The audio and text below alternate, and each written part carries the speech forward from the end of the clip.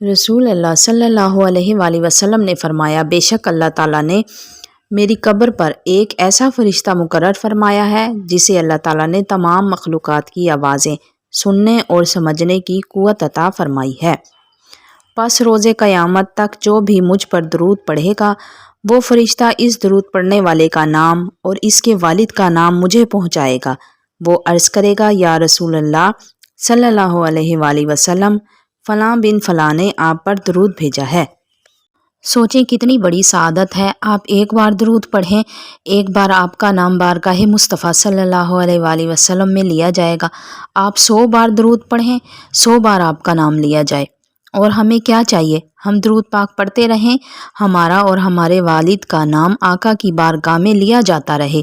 آپ سب درود پاک کو اپنا معمول بنائیں۔ یقین کریں ایک دن تو ایسا آئے گا کہ آقا کہیں گے، اے اللہ، یہ میرا روز حاضری دینے والا امتی ہے، آج تو اس کی بگڑی بنا دے اور اس کے تمام کام سنوار دے انشاءاللہ۔ اے اللہ، باقاعدگی سے درود پاک پڑھنے کی توفیق نصیب فرما، اور مسلمان جہاں جہاں پریشان حال ہیں اپنے محبوب کے صدقے سب کی پریشانیاں دور فرما، آمین۔ درود پاک کی فضیلت کو عام کرنے کے لیے